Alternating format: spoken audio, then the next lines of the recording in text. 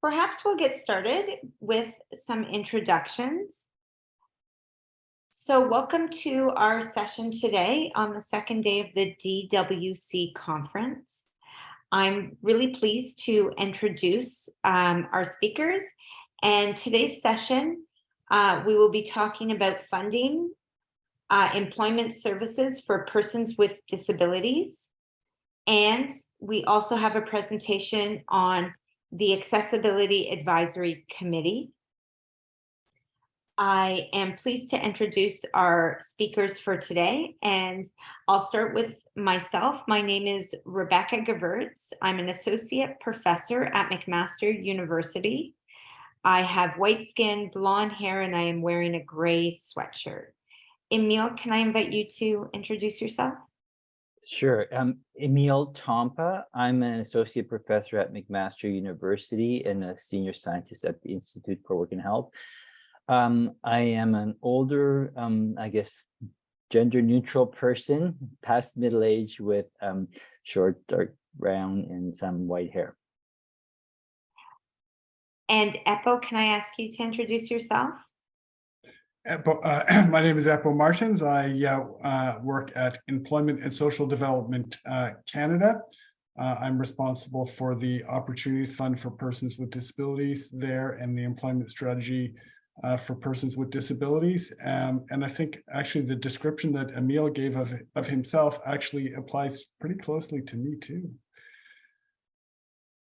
Thank you. Joseph, can you introduce yourself? Hi, I'm Joseph Giulioni. I'm the director of a support employment service for people with mental health issues in Montreal and Laval. And well, I'm white, I'm balding, and a little old, but young enough to do what we have to do. Thank you. Lexi, can I invite you to introduce yourself? Hello, my name is Lexi. I am an animal behavior consultant and animal behavior modification trainer. I own a dog training school called On Cue Animal Training, and I am personally disabled. Thank you. And Lucy. Hi there, folks. My name is Lucy Kutzum. I'm a disabled academic from St. Mary's University. I'm an associate professor. I have long, brownish, mostly graying hair, and I have white skin. I'm of Slavic origin. And in the background is a fake backdrop. It's actually my university, a gray stone building with deep red banners hanging. Thank you.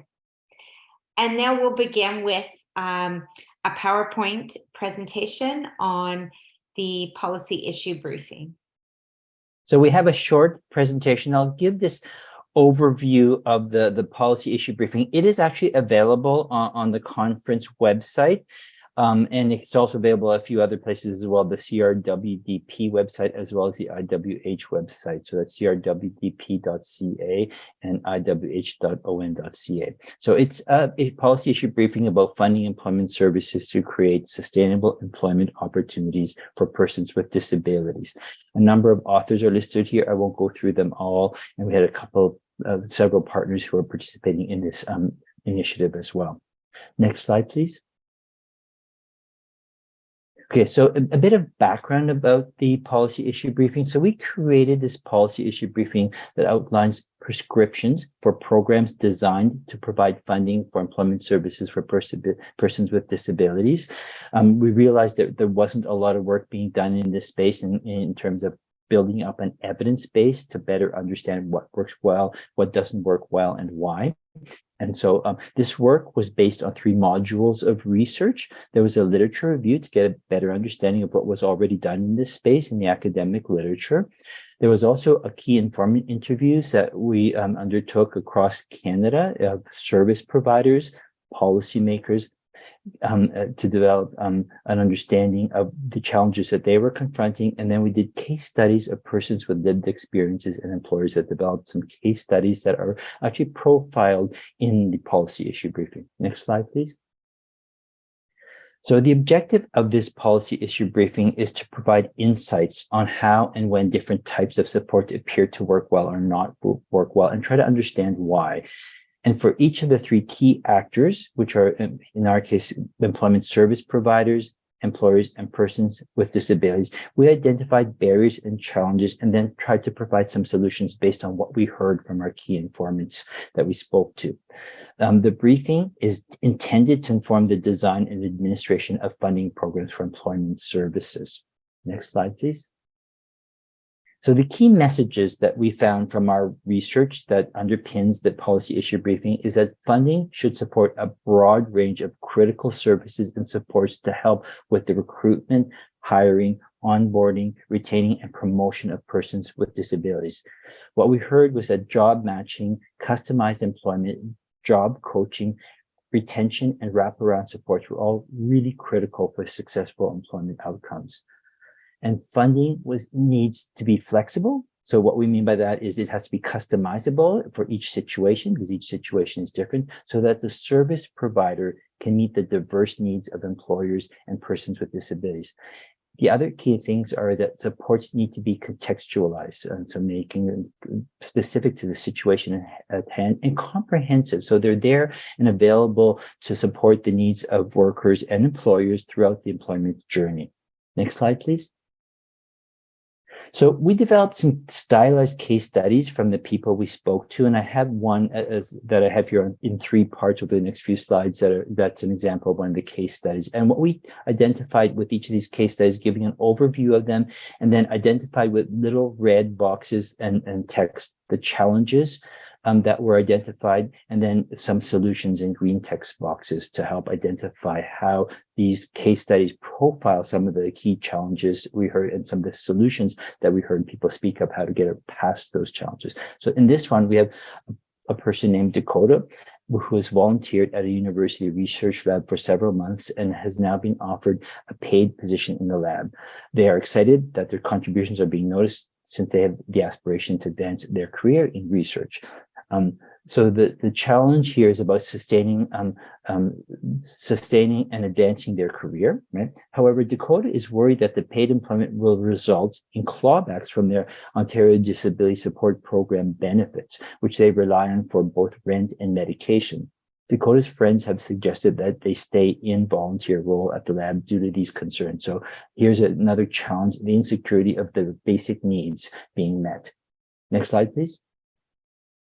So Dakota's job coach, Kim, has worked with Dakota throughout the employment discovery process and on the job where Dakota started volunteering. For the paid position, Dakota will be required to take on new responsibilities. So Kim feels that to succeed, she will need incremental job coaching. So Kim is concerned because there is only funding available for 13 weeks of Dakota's new job. But based on Kim's assessment, she feels Dakota will likely need brief check-ins with a job coach on a periodic basis over the first 6 months until the probationary period is over. And they're up to full performance on the job. So one of the green lights we think of is being funding services throughout that employment journey rather than just for the 13 weeks. Next slide, please. And so lastly, then, Kim is also aware of the need to provide Dakota with benefits counseling to address concerns about income security and pharmaceutical coverage. The lab position provides a benefits package, including a pharmaceutical plan after the probationary period. She is not an expert in the area of benefits counseling, but an agency in her catchment area specializes in transitions from the Ontario Disability Support Program to employment and has the in-house expertise. With such counseling, Dakota can get accurate information about the implications of transitioning from that support program to the full-time lab position. So Kim is checking in with the funder to see if they can cover the cost of benefits counseling. So one of the green lights or ways to get past some of those challenges is to support benefits counseling through that funding package. Next slide, please. So on this slide, I have a number of links to some of the resources associated with this project, which you can look at later and look at the sources. They are on the various websites that I mentioned, IWH and CRWDP. And this PowerPoint is also available on the conference website if you want to check that out as well. So now we'll take off the PowerPoint deck and we'll turn to our panel. So I'll ask the panel to turn on your cameras and we'll start off with our panel discussion now. So my first question I'm going to give is to Epo. And Epo, so what are some of the key challenges in designing funding programs for employment services that promote gainful and sustainable paid employment opportunities? Thanks very much, Emil, for that presentation and for inviting me here today. This is some really great research and a topic that's so very relevant to the work that we do here at ESDC. So I appreciate this opportunity to talk on it and all the opportunities that I've had to date to provide feedback and input as this research has developed. So I think I'll keep my comments to just a few observations on some of the issues identified in the paper that I think really kind of resonated with me as a policymaker. And then I think a lot of the value in today's session will come from the discussion, and I'm very much looking forward to that as well. I think one of the things that sort of struck me going through the paper again was that a lot of these I see as kind of sticky problems, meaning that they're problems that either don't have a very clear solution, or that maybe to a certain extent resist solution and need some sort of management or a kind of I'd say maybe finding a balance.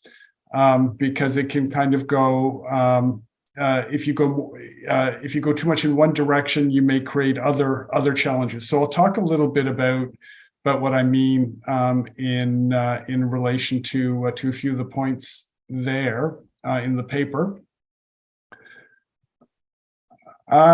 So one of the things that was noted in the paper was that funding processes can be cumbersome and difficult to fill in for organizations, and that can cause a disincentive for organizations to apply for and go through the funding process. There's some indications of maybe desire for some additional transparency on the funding, maybe some communications during the application procedure, so people can or applicants who are seeking funding can get more guidance during the funding process. And I'm sure it probably wouldn't surprise you to know that we do hear that from our applicants at ESDC. It's one of the challenges that a number of them have faced. From the standpoint of a policymaker, I guess it's always about finding the right balance. So we definitely want to create a process. We definitely want to create programs that give organizations every opportunity to succeed. It's these organizations that are actually delivering the services that's the end goal of our policy, and we want to get the best organizations and the diversity of organizations applying. But at the same time, of course, ensuring fairness in a funding process means that we need to make sure that applicants have access to the same information at the same time. And opening up more communications during a funding process can always create a risk of certain organizations getting better access to information and maybe having an advantage that way. Now, certainly there are some ways to mitigate this, and happy to sort of go into that a bit more in the discussion. So I think that's definitely one of the challenges with from a policymaker standpoint, that it's really always a matter of finding that right balance between how much we can assist organizations during the funding process and how much we have to kind of almost be step back during that funding process. Okay, thanks for that, Epo. I'm going to move on to Joseph. And Joseph, Sure. what kinds of employment services are most critical to support employers to promote gainful and sustainable employment for persons with disabilities? Okay. First of all, I think what's most important is that we have to ensure that services that are available answer to the needs of people that are coming to our doors and asking for services. So I would look at it different angles. The first is if you're looking at people who are more autonomous, a regular probably service is probably the best for them because they come in, they have needs, they have expectations, the service answers to those needs and they go on. And once they've gone through the service, they can probably just function in the workforce as most people can. I deal with a clientele that's a little bit more complicated because they're not actually ready to go to work, but we put them in the workforce and we support them while they're there. And so we work really, really tight with employers and with the other staff, the other people that are involved in the person's file, in the person's case. And what we're doing there is assuring that everything that the person needs to succeed is available. And when we're working with the employers, we're trying to, for lack of a better word, educate them so that they understand who they're working with, who their worker is, what the worker needs are, and what we have to put in place to maximize his production. And so a lot of times, like someone who's autonomous could actually go sit down with his employer and discuss the accommodations he needs. People that are have less abilities on that level, our counselors actually go and negotiate. They identify and then negotiate the accommodations, put them in place. And then depending on the needs, either we have job coaches that are there on an intensive beginning to make sure that things go right, or variable depending on what the needs are. The question is always to ensure that what does this worker need to function in this workplace?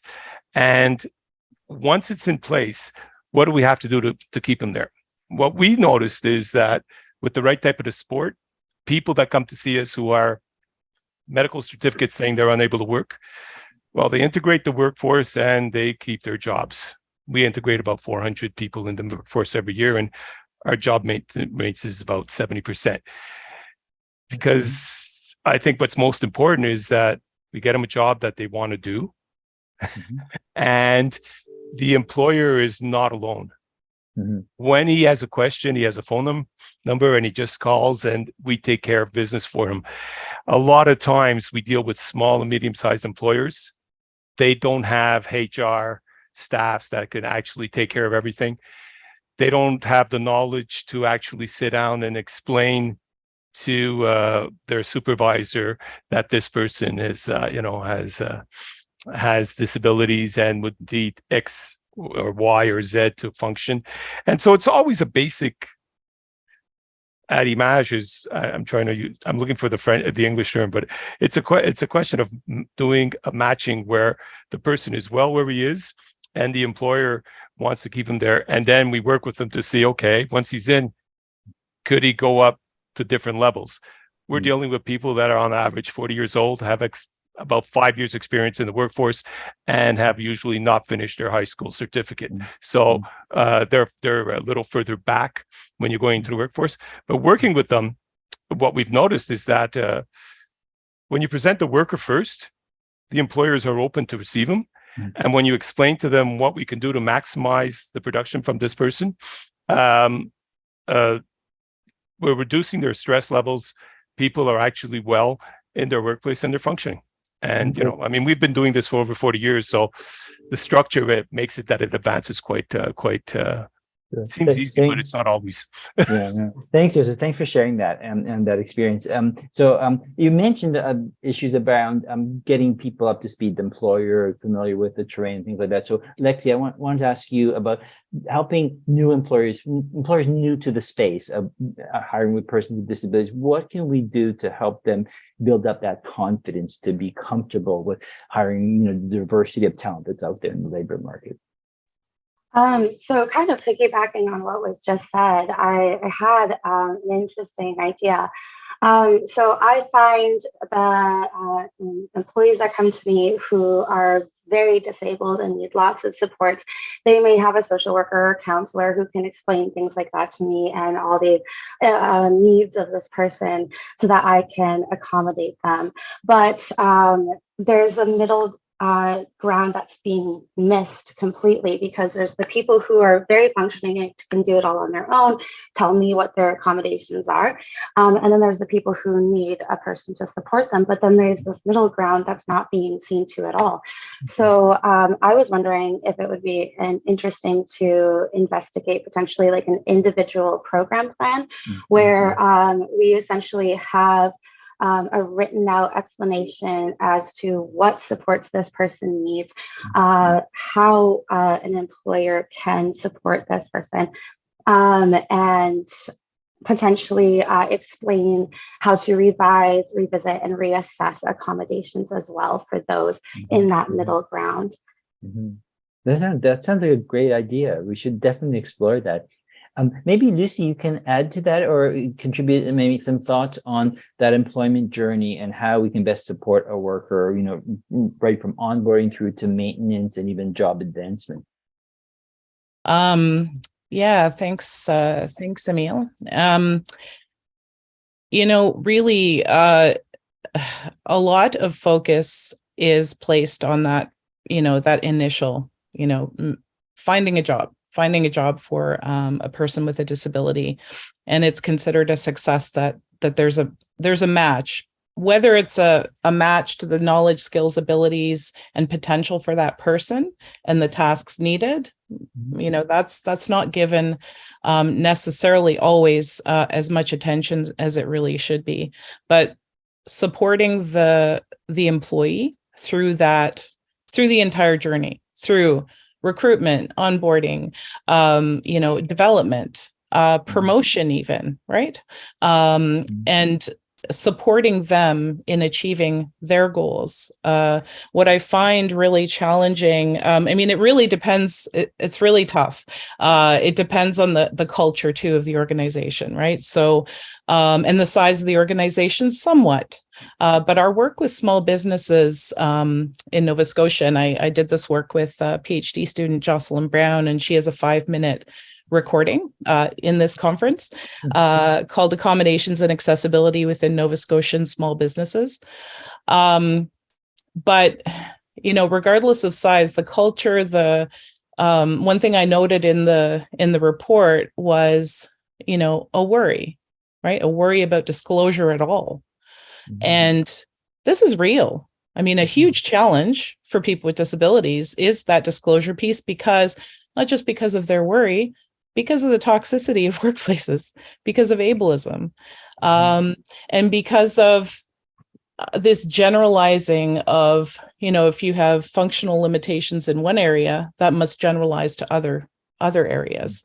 I'm a little rambling here, I think. Hopefully I'm answering some of the question here. But there are lots of challenges. Just really depends on the workplace. And I think a greater support to build the capacity of workplaces to receive people with disabilities in a healthy way.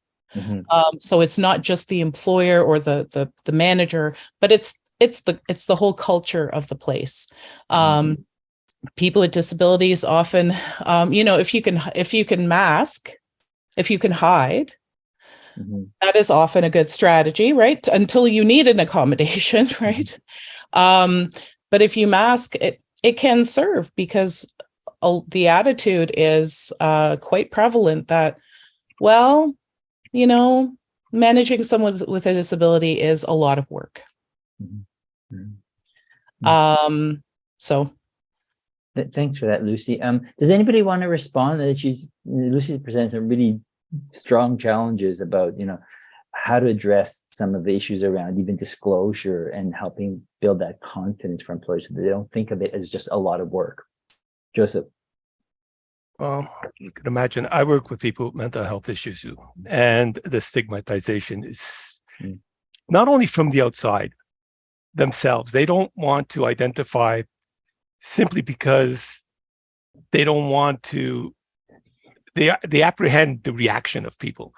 And in some cases, they actually lose their job instead of going and get the accommodations, because it's just, this is probably doesn't sound right, but it's just, they feel better just leaving than investing and getting involved with the company and having people around them know who they really are. And but that disclosure is I agree with Lucy. I mean, I've been in this field for 40 years, and disclosure has been a problem for 40 years, and I think it's going to be a problem for another 40 years, because sadly the society doesn't, even though everything is done to adjust, it just doesn't catch. I don't know, maybe I'm wrong. I would bring another issue. Yeah, sure, go ahead. Also, very quickly, something that I didn't see in the document, but I think it's important to address, is making sure that people working in support and employment services have the right training to work with people with disabilities. And that is something that I think is neglected sometimes. But if the professional isn't equipped to work and answer to his client's needs, well, then it's a hit and miss. And that's not going to, that doesn't answer any questions, any needs. Yeah. Critical point. Thank you for mentioning that. Lexi, you have your hand up. Yeah, I'd like to kind of address both topics. So in regards to employers having proper training to work with employees who have disabilities, I did want to talk a little bit about that. I do believe it would be really fantastic if employers had the opportunity to learn certain skills, like even emotion regulation skills for employees who have mental health concerns, even like dialectical behavioral therapy skills, just to help even self-soothing. For example, oddly enough, I'm autistic. I keep something called a squishmallow by me when I'm working. So if I get overstimulated, I can simply squish this little stuffed toy, and it helps quite a bit. And employers just simply don't know about these things. It would be really fantastic if we could get a resource where the employers knew exactly what accommodations they could give to these employees, and potentially how to give them, and then goes into funding too.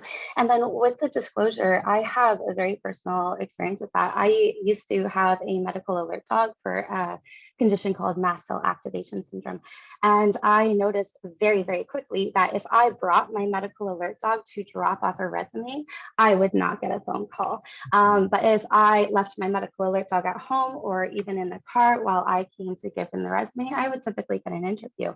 And then the fact of, at what point do I explain to them that I do have a medical alert dog that will have to accompany me to work, or I could die? And then also explaining to them the fact that I am very sick, and there's all these like things that come with that, like the potential for me being harmed in the workplace even. And so typically I find that that will scare away an employer well before I even have the job. Thanks for sharing that, Lexi. Really point out the importance of employers just getting more comfortable with the diversity of issues and where to get the resources when they don't know how to accommodate well. So just that information knowledge piece is really, really critical. Epo, you have your hand up? Yeah, I think I just wanted to build a little bit on that, to say one of the things that we've tried to build into the Opportunities Fund, particularly in the last call for proposals, is we started years ago when the Opportunities Fund first began as a program really focused on individuals, providing individuals with skills training and employment supports. In recent years, we've been placing more focus on employers and getting employers, building that employer confidence, building that capacity of employers to understand disability and manage disability better.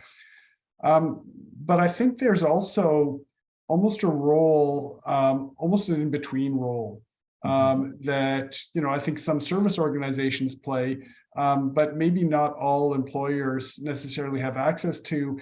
And that's someone who can really sort of speak the language of the employer to the worker, and then speak the language of disability to the employer, and sort of help bridge that gap. I think for a lot of individuals, and I think this was a point, Joseph, that you had made about how difficult it can be to disclose a disability, particularly in the case of invisible disabilities, where there may be significant stigma attached to it.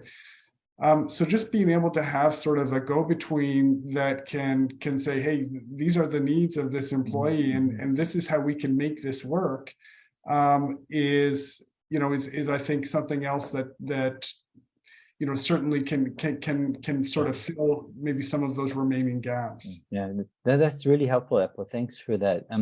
I'm conscious of time, so I'm going to just ask Rebecca to wrap up. Give a little bit of thought on the way forward. Yeah. So often in the research, and especially since the pandemic, we're hearing a lot of talk about flexibility. And I think, to me, that's one of the key themes that came out in the policy brief and in the literature, is how important it is to have flexibility, and we call it customizability in the briefing.